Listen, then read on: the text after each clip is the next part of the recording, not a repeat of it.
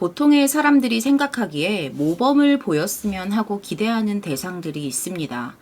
물론 모두가 그런 것은 아니지만 이러한 대상들이 범죄를 저질렀을 경우에 아니 어떻게 저런 사람이 저런 짓을 이라는 반응을 보이게 되는 것을 보면 어느 정도 그 사람의 직업이나 지위에 대한 높은 도덕적인 기준과 기대를 가지고 있다는 것을 알 수 있죠.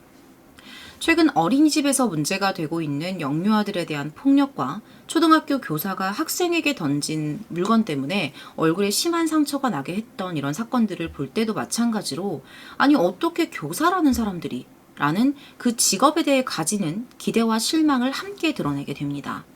특히 법조인들 중에 재판의 기본이 된다는 판사, 검사, 변호사에 대한 기대는 더 엄격할 수밖에 없습니다. 그들의 세상이 어떻게 돌아가는지 우리는 잘 알지 못하지만 분명히 국민들 앞에 더 공정하고 법안에서 살아가야 할 사람들이라는 것은 분명한 사실이겠죠. 하지만 이들이 순간적인 이익 앞에 본분을 망각하고 자신의 지위나 인맥을 이용해 법망을 요리조리 피해 나가고 있다면 이것을 모른 척하고 지날 수는 없을 것입니다. 오늘 준비한 사건은 대한민국 울산에서 발생한 사건입니다. 변호사, 검사, 경찰, 이들이 고래를 중심으로 얽혀있는 이 사건은요, 그 이면에 어떤 비밀이 숨어 있는지 밝혀내려는 경찰의 끈질긴 수사에도 불구하고 정체 모를 커다란 벽에 막혀 속시원히 드러나지 않고 있는 사건입니다. 사건이 발생한 시점으로 돌아가 보고요. 사건의 전말과 몇 가지 의문점들, 그리고 이 사건을 고발한 해양환경단체 핫핑크 돌핀스의 대표님으로부터 직접 들은 답변까지 오늘 전해드리도록 하겠습니다.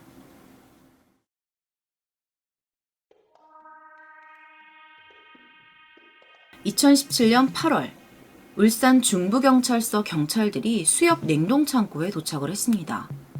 창고 내부로 들어가 그들이 보관해 두었던 물건을 확인해 본 경찰은 총 27톤 분량의 수백 개의 상자가 보관되어 있었어야 할 창고에 21톤 분량의 상자가 사라졌다는 사실을 알게 되었습니다. 금액으로 환산하면 약 30억에 해당하는 물건이었어요. 물건이 사라졌다는 사실을 1년 3개월 만에 알게 된 경찰은 당황스러움을 감출 수 없었습니다. 경찰이 잃어버린 21톤의 상자 속에는 냉동된 고래고기가 들어있었습니다. 냉동창고에 도착한 경찰과 이 상자들은 무슨 관계가 있는 것이며 그 많은 상자들이 다 어디로 간 것일까요? 2016년 4월 울산경찰은 불법 고래 포획을 수사하는 과정에서 27톤의 고래고기를 압수했습니다. 앞서 잠복 근무 중에 한 배에서 고래고기로 보이는 94개의 자루를 실은 트럭이 향했던 곳을 급습한 거죠. 도착한 곳은요, 평범한 가정집이었고요. 그곳에는 커다란 냉동창고가 있었습니다. 창고 안에서 경찰이 압수한 것은 밍크고래 약 40마리 분량이었어요. 한 해에 전국에서 유통되는 고기가 약 80마리인데요. 이 정도면 한 해의 유통량의 절반에 해당하는 양이었습니다. 금액으로 따지면 40억 원 정도라고 보시면 됩니다.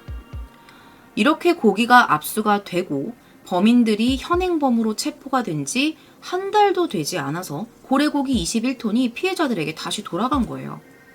이 일은 경찰이 고래연구소에 DNA 검사를 의뢰하고 결과가 나오기도 한참 전에 벌어진 일이었어요. 이 DNA 검사를 해서 이 고래가 합법적으로 포획되었는지 아닌지를 가려내야 했거든요. 고래고기는 사람이 직접 잡는 것이 금지되어 있습니다. 다만 이렇게 그물망에 걸린 고래고기들, 그런 고래고기들에 한해서 고래연구소에 이 고래고기의 DNA를 샘플을 보관을 합니다. 그럼 당연히 이 보관되어 있는 샘플과 일치하는 고래고기여야지만 이게 합법이다라고 볼 수가 있어요. 전혀 다른 DNA라면 이거는 분명히 사람이 가서 직접 잡았다고 볼 수 있는 거죠. 이런 식으로 검사를 하는데요. 이 검사 결과가 나와야 이 고래고기가 합법적인지 아닌지를 알 수 있는데 DNA 검사가 나오기도 전에 돌려줬다는 거예요. 그리고 이 피해자들이 압수된 고래고기를 다시 가져가고 1년이 넘게 지나서야 경찰이 이 사실을 알았다는 거예요. 그런데 경찰이 이거에 대해서 더 황당했던 이유는 뭐냐면 경찰도 모르게 피해자들에게 고래고기를 돌려준 쪽이 다름 아닌 검찰이었기 때문이에요. 그리고 2016년 12월 고래고기 47점 중에서 34점에 대한 DNA 검사 결과가 나오게 됩니다. 이미 돌려준 다음이었어요. 나머지 13점은 이제 지방 조직이라서 확인이 좀 불가능했고요. 이 결과는 예상대로 이 국립수산과학원에서 보유한 밍크고래 데이터베이스와 일치하는 개체가 없었다는 거예요. 불법으로 잡은 고기라는 거죠. 게다가 그들이 제출한 유통증명서에 있는 개체와도 일치하지 않았습니다. 의뢰한 고래고기 모두 불법 포획된 것임이 확인됩니다. 하지만 이미 고래고기는 피해자들의 손으로 넘어간 상태였죠. 검찰은 어떻게 이런 DNA 검사 결과에 대한 사실을 확인도 하기 전에 섣불리 고래고기를 돌려줬던 것일까요? 기존의 절차대로라면 단 한 점도 피해자에게 돌아가서는 안 되는 고기였습니다.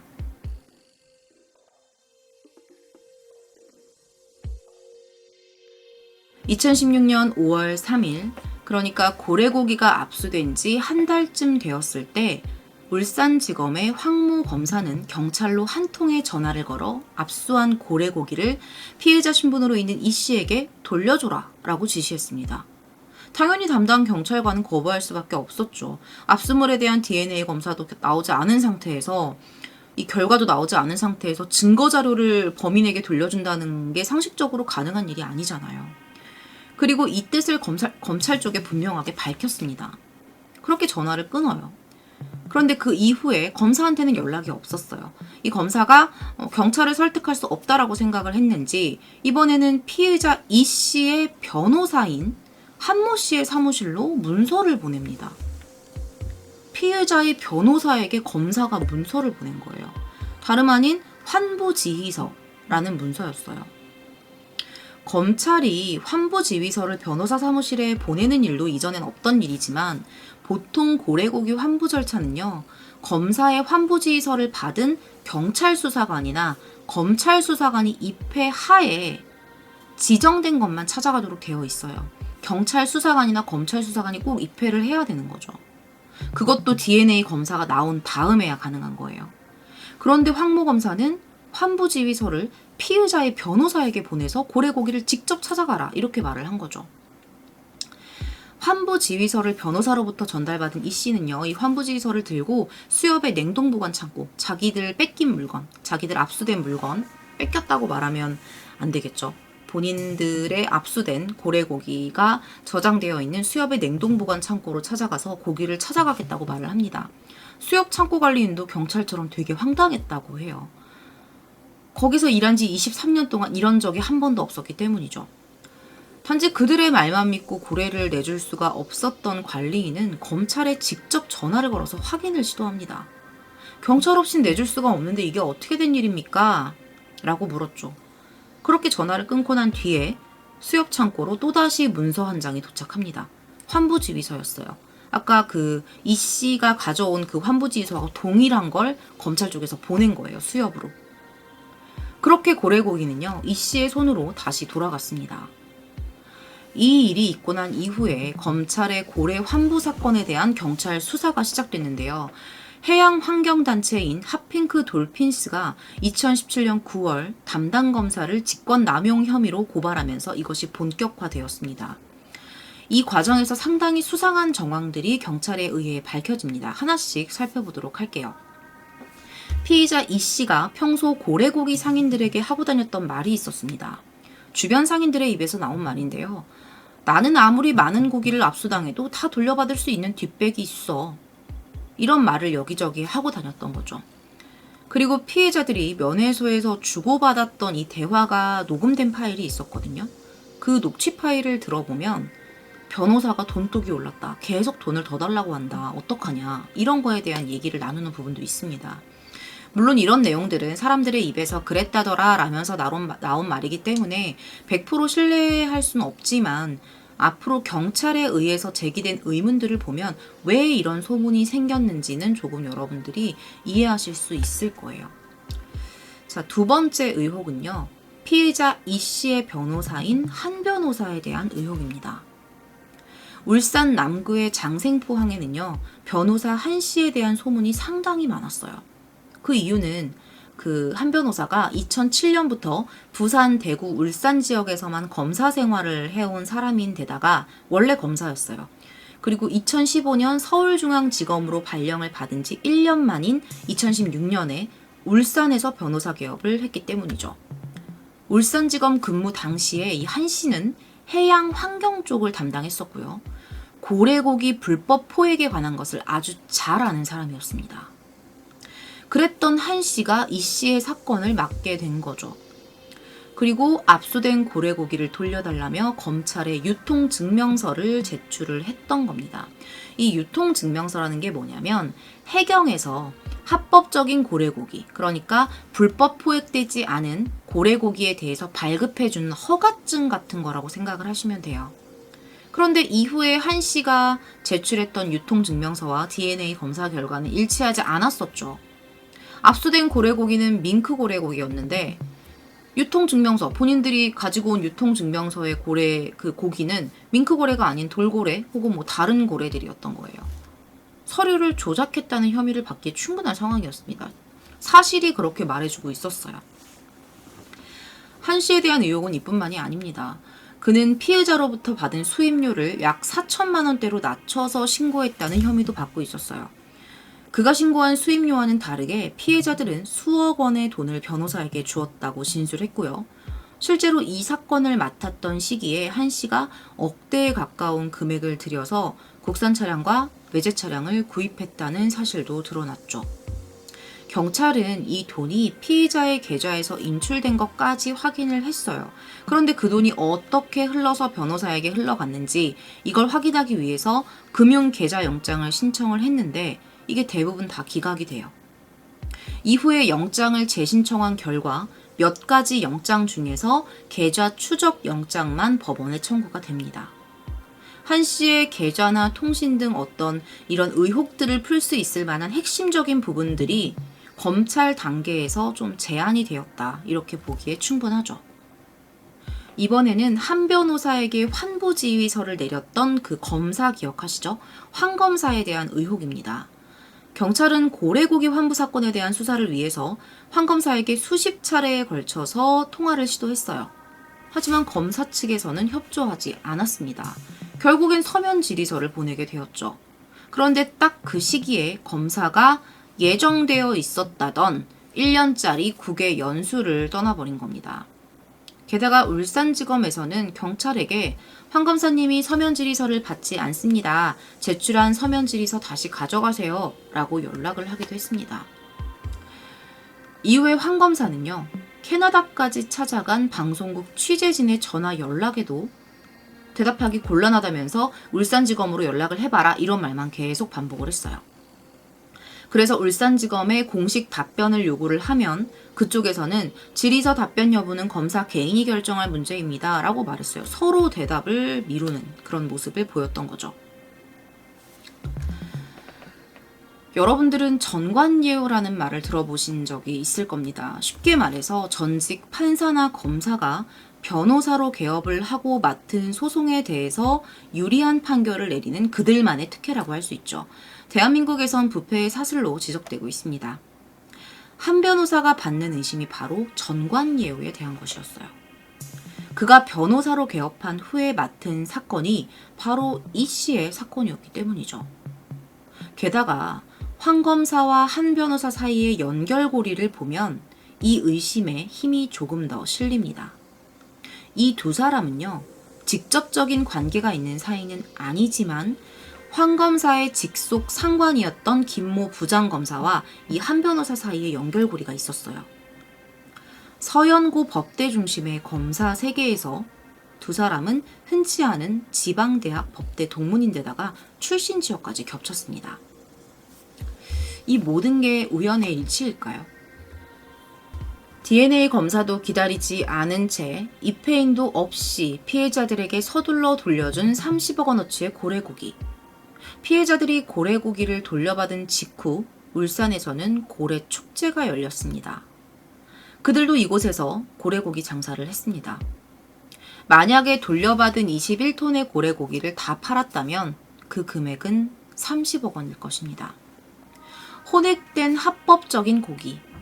이런 고기를 파는 상인들은요, 경찰이 축제 전에 검사를 한다고 가져갔던 한 상자의 샘플 고래고기조차 돌려받지 못했다고 합니다. 하지만 그들은 DNA 확인도 되지 않은 30억 원어치의 고기를 한 달 만에 돌려받았던 거죠. 그런데 이 고래고기 환부 사건 이후에 1년 6개월 만인 2017년 11월에 경찰은 이 씨의 고래고기 11톤을 다시 압수했습니다. 그리고 DNA 검사를 통해서 합법적인 유통이 증명된 고래고기를 다시 돌려줬죠. 경찰의 이번 고래고기 환부는요, 고래고기 유통 구조 자체의 문제점을 지적하면서 이 사건에서 벗어나려고 하는 검찰을 그냥 두지 않겠다라는 경찰의 의지로 분석해 볼 수도 있습니다. DNA 검사도 없이 30억 원의 고기를 그냥 돌려준 울산 고래고기 환부 사건 자체를 비판하는 모습이었죠. 경찰은 환부 이후에도 황 검사가 연수를 마치고 돌아오는 2018년 12월 이 사건에 대해 집중적으로 조사하겠다는 의지를 보였었습니다. 그러나 연수에서 돌아온 황 검사는 경찰의 거듭되는 소환 요청에 불응하며 합법적으로 고래고기를 돌려줬다라는 취지의 답변서를 서면으로 2차례 제출했습니다.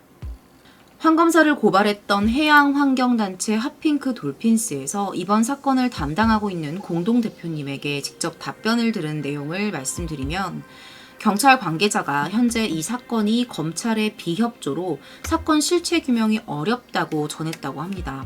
아직 이 사건이 종결된 건 아니지만 황모 검사가 서면 답변을 제출한 이후에 다른 지방 검찰청으로 지금 정근을 갔고요. 전관예우 변호사의 결정적인 범죄 증거가 나오지 않는 한 이대로 사건의 실체를 밝히지 못한 채 수사가 종결될 가능성이 높은 상황이라고 전해주셨습니다. 울산지검은 그동안 고래고기 환부 이유에 대해서 범죄 사실과 관련된 불법 고래고기라는 점을 입증하지 못하면 불법 유통된 고래고기로 의심이 되더라도 그 의심만으로 압수물을 계속 보관하거나 임의적으로 폐기할 수 없고 환부해야 한다라는 입장을 보였습니다.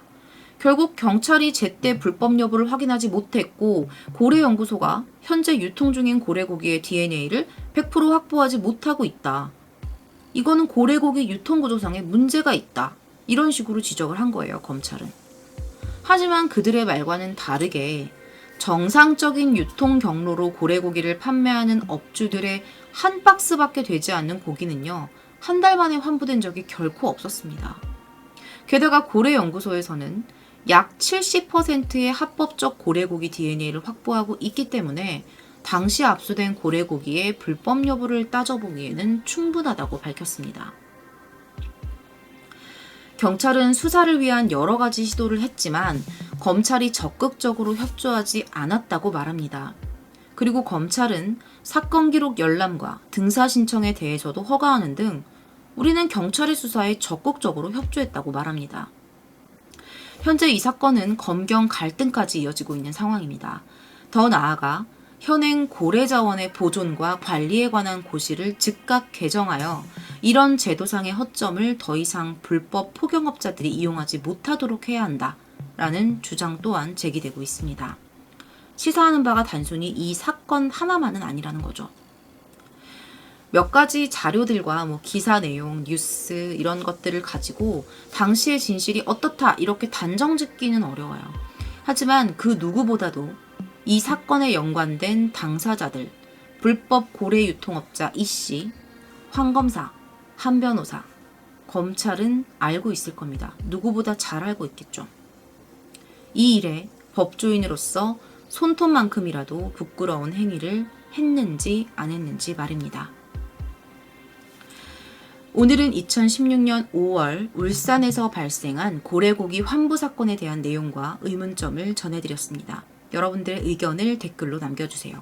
시청해주셔서 감사합니다.